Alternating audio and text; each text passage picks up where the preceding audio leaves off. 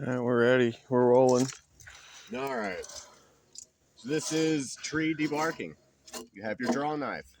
This is a curved one because it has a curve in it. Yes. Put it up here. Put your edge. You want to angle it up a little bit. That way it bites into it a little bit. And you can do a straight pull, but we found this sliding pull does a little better. Of course, you can do side to side, whatever. Here we go. And you get a little curl that comes off. And you see there's still some inner bark left under it. That's where beetles like to lay their larvae and bore into the wood. That's why we're removing that. Yeah. As least as best as we can.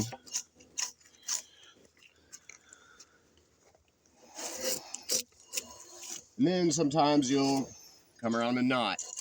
And the knots can be finicky. You get up under a piece of wood on one side and lift up. It does like that. And I try to cut those as flat as I can, but sometimes you miss one. Yeah, it happens. And I didn't realize how big a deal it was to cut those as flush as you can until way later in the process. And then you take your draw knife kind of backwards. You know, especially with the curved one, to help you get in around the knot a little easier.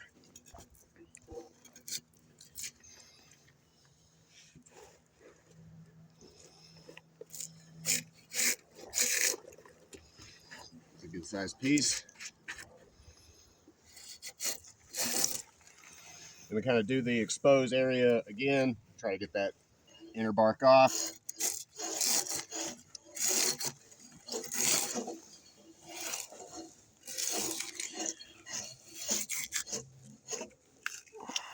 Good size strip.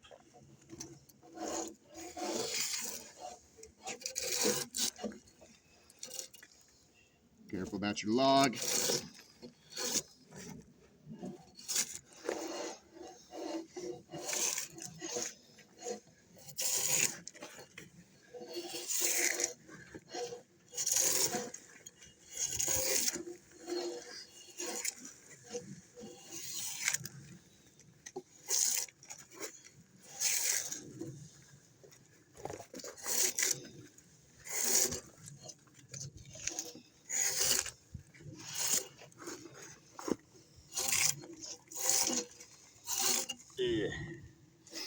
You gotta be easy on your back.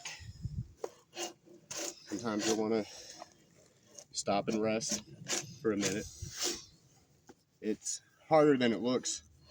They make it look real easy on the YouTube videos.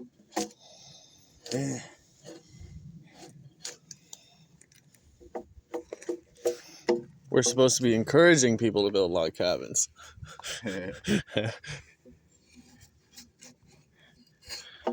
Using the draw knife backwards like this is also really good for helping get that inner bark off.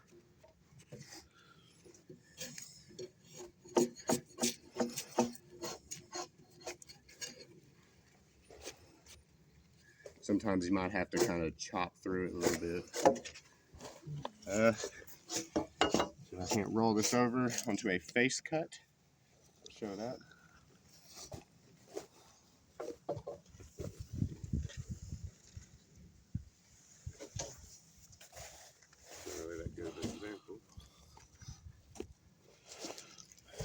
But you take your face cut that comes out of felling a tree. And that's not a face cut exactly, but it's... Yeah, this isn't a good example. I don't know where the others are right now, but... You can also use the strips of bark. If your log's rolling on you, and you just brace it with that, or you can use log dogs, but we didn't feel like using log dogs. We take these wedges and kind of wedge them on either side of the bottom of the log. Yeah. And it stops rolling.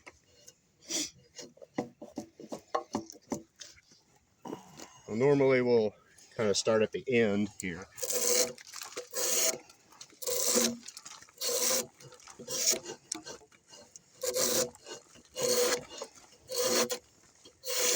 It would help if I could properly sharpen the thing.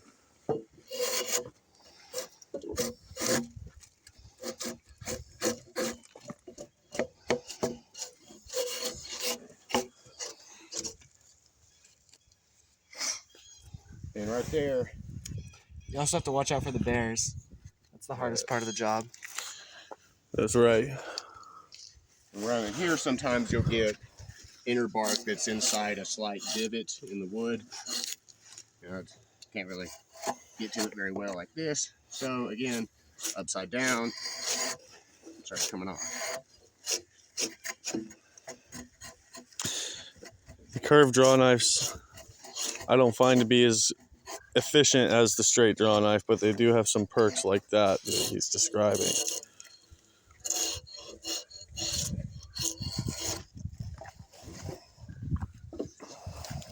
And then this opens up this little area here. I'm going to start getting into it from this side.